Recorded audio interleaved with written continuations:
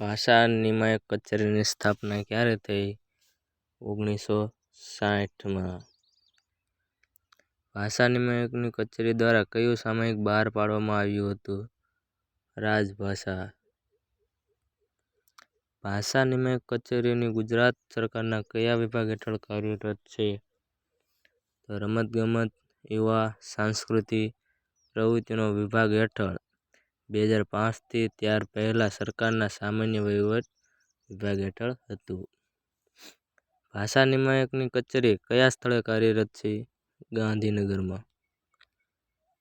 સૌ પ્રથમવાર ભાષા નિયામકનો કાર્યભાર સંભાળનાર મહાનુભાવનું નામ જણાવો. તો શ્રી નંદકિશોર ત્રિવેદી।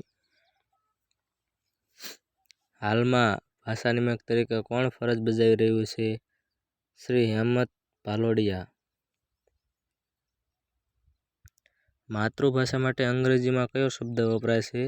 Mother tongue. માતૃભાષા માટે ગુજરાતીમાં બીજો કયો શબ્દ વપરાય છે? સ્વભાષા અને દૂધભાષા। વિશ્વ માતૃભાષા દિવસ કઈ તારીખે ઉજવાય છે?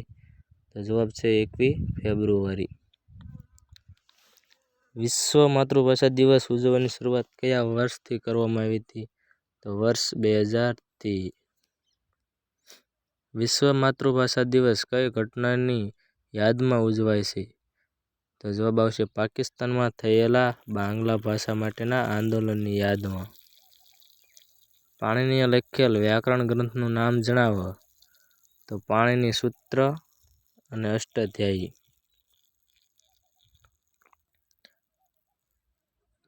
પાણીનીએ લખેલ વ્યાકરણ ગ્રંથનું નામ જણાવો. તો પાણીની સૂત્ર અને અષ્ટાધ્યાયી। પાણીનો વ્યાકરણ ગ્રંથ કઈ ભાષામાં લખાયેલો છે? તો જવાબ આવશે સંસ્કૃત ભાષામાં। પાણીનો વ્યાકરણ ગ્રંથ કેટલા ભાગમાં લખાયેલો છે? જવાબ આવશે 8 ભાગમાં।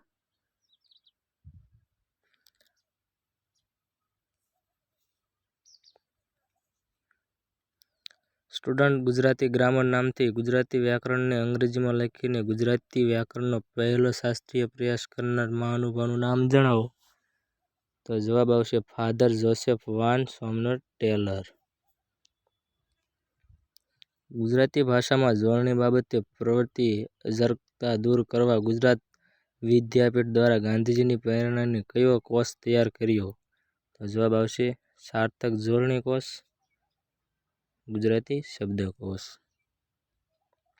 ભાષા એ શેની વ્યવસ્થા છે? તો કે ધ્વનિ સંકેતોની। અંગ્રેજી ભાષાના શબ્દોની જોડણી ખોટી કરતાં આપણને શરમ લાગે છે, તેના કરતાં માતૃભાષાની જોડણીનો વધ કરતાં આપણને વધારે શરમ લાગે છે, આ વિધાન કોને કહેલું? તો જવાબ આવશે ગાંધીજી। ઈસવીસન 1456માં રચાયેલી કાન્હોલ પ્રબંધ નામની કૃતિમાં કેવી ગુજરાતી ભાષા જોવા મળે છે? તો મધ્યકાલીન ગુજરાતી। ગુજરાતી રાજભાષાઓ બાબતના અધિનિયમ 1960 દ્વારા કઈ ભાષાને ગુજરાતી રાજભાષા તરીકે ઘોષિત કરવામાં આવી? તો ગુજરાતી ભાષાને। ઈસવીસન 1970માં સ્થપાયેલ ઉત્તમ ગ્રંથો પુસ્તકોના નિર્માણ સાથે સંકળાયેલા યુનિવર્સિટી ગ્રંથ નિર્માણ બોર્ડનું કાર્યાલય ક્યાં આવેલું છે? તો જવાબ આવશે અમદાવાદ।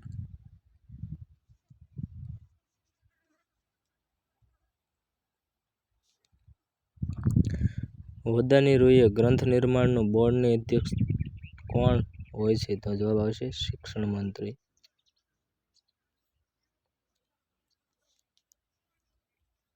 ગુજરાતમાં પુસ્તકોના પ્રકાશન માટે નહીં નફો નહીં નુકસાનના ધોરણે કામ કરતી સંસ્થા કઈ છે? તો ગુજરાત જવાબ આવશે યુનિવર્સિટી ગ્રંથ નિર્માણ બોર્ડ। પુસ્તકોના પ્રચાર માટે અને વાચકોની રસવૃદ્ધિ માટે યુનિવર્સિટી ગ્રંથ નિર્માણ બોર્ડ કયા રથમાં ચલાવવામાં આવે છે? તો ગ્રંથ રથ। ક, ગ, ચ, જ, ટ, ડ, ત, દ, પ, બ આ ધ્વનિઓ કેવા ગણાય છે? તો જવાબ આવશે અલ્પપ્રાણ। થડકારો વાળો કે લુડિત ધ્વનિ કયો છે? તો અળ. કોઈ ધ્વનિના ઉચ્ચારણ વેળા જીભ ઊંચે જઈને નીચે પડે ત્યારે તેને કેવો ધ્વનિ કહેવાય છે? તો જવાબ આવશે થડકારવાળો. ધ્વનિનો ઉચ્ચારણ વખતે જીભ ઉપરના ભાગને સ્પર્શી હવાને રોકે અને પછી છોડી દે ત્યારે જે ધ્વનિ ઉત્પન્ન થાય છે તેને શું કહે? તો કે સ્પર્શ્ય વ્યંજન.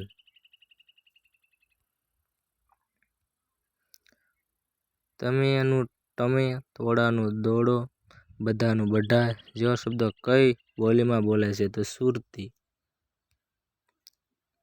કઈ બોલીમાં દંપતીની જગ્યાએ મૂર્ધન્ય વ્યંજનો બોલાય છે? તો સુરતી. અગાડી, ધાગાડી, બહુલી, જેમણા શબ્દો કઈ બોલીના છે? તો ચરોતરી. પાણીનું પોણી, ગાંધીજીનું ગોંધીજી, ધોળાનું ધોરો કઈ બોલીમાં બોલાય છે? તો પટણી. બરકવું, ગગો, અટાણી, કાઠિયાવાડી, કાવડિયા જેવા શબ્દો કઈ બોલીના છે? તો કાઠિયાવાડી અને સૌરાષ્ટ્ર. થશીની જગ્યાએ થાહી અને માણસની જગ્યાએ માણહ કઈ બોલીમાં બોલાય છે? તો કાઠિયાવાડી. ગ્રીગર્સ કેટલી બોલીનો ઉલ્લેખ કર્યો છે? તો કે 22. દક્ષિણ ગુજરાતમાં બોલાતી બોલીને કઈ બોલી કહેવાય? તો સુરતી.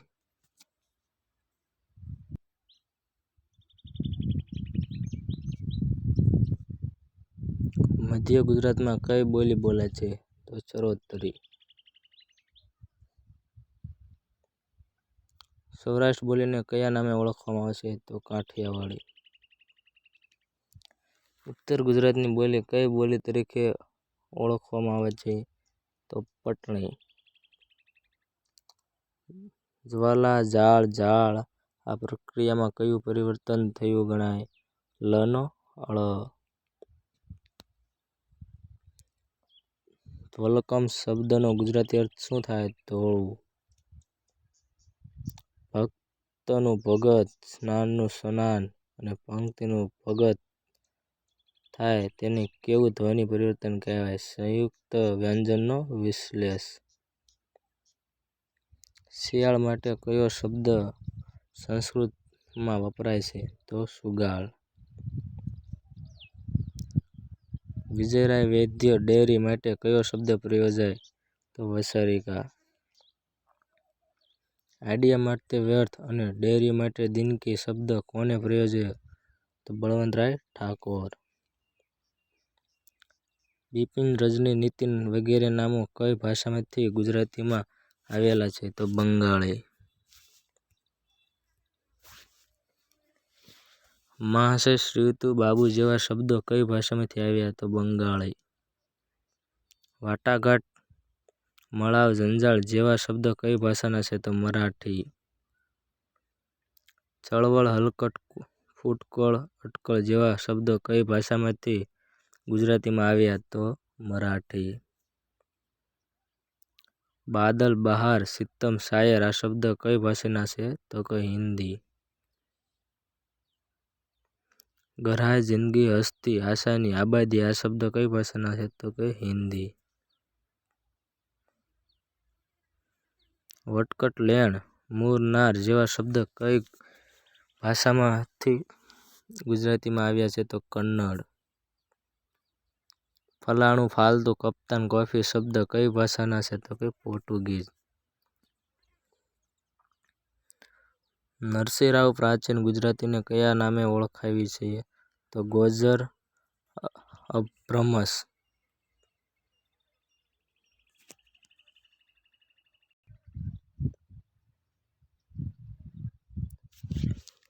અંસરિકા અપમંગળ કે પશ્ચાતપણા સૂચક શબ્દને શું કહે છે? ટેબુ અથવા નિઃશબ્દ. યુવાનો અને કોલેજના વિદ્યાર્થીઓ જે ભાષાનો શબ્દપ્રયોગ વાપરે છે તેને શું કહેવાય? સ્લેંગ અથવા ઉપશિષ્ટ ભાષા. સ્લેંગની ભાષાનું આયુષ્ય કેવું હોય છે? તો ટૂંકું. ગોમ, કોમ, નોમ એ કઈ બોલીના શબ્દો છે? તો પટણી બોલી. દરેક ભાષા કોની મર્યાદિત વ્યવસ્થા છે? તો કે ધ્વનિ.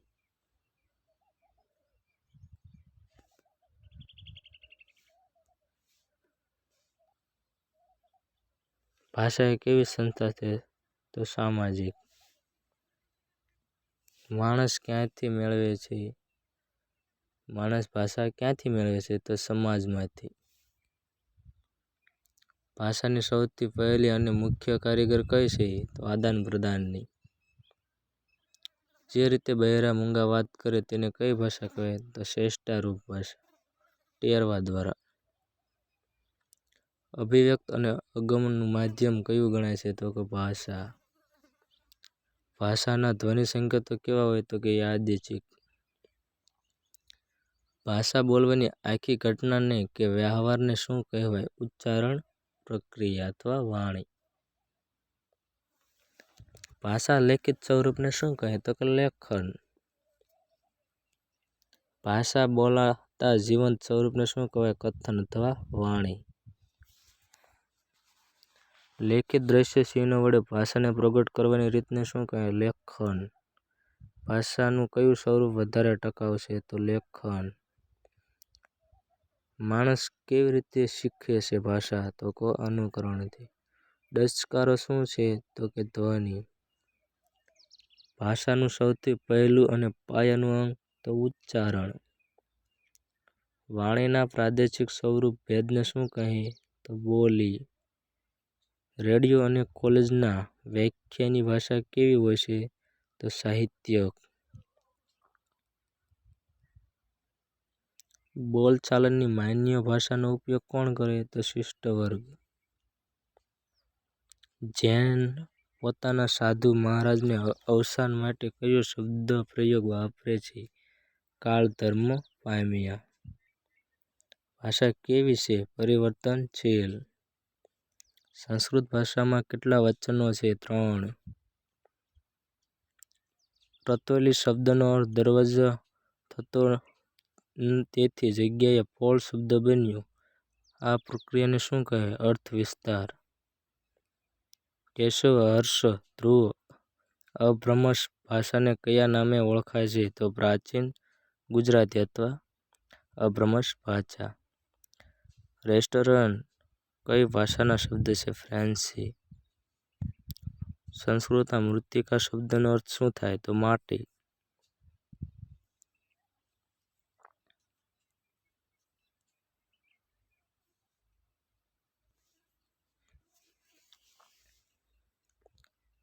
સૌરાષ્ટ્રની બોલીને બીજા કયા નામે ઓળખવામાં આવે છે? કાઠિયાવાડી. કયા ધ્વનિઓ સ્વતંત્ર અનુનાસિકો છે? અણ, ન અને મ.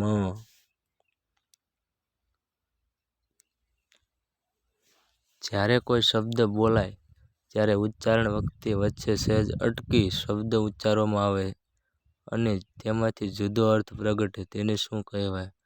ઝંક્ષર. સૌથી મોટામાં મોટું અને સૌથી વિશેષ મહત્વ ધરાવતું ભાષાકુળ કયું છે? તો ભારતીય યુરોપીય. સંસ્કૃતના કુંભકાર શબ્દનો ગુજરાત શબ્દ કયો થાય? તો કુંભાર. હલવો, જલેબી, જલસો શબ્દ કઈ ભાષાના છે? અરબી ફારસી.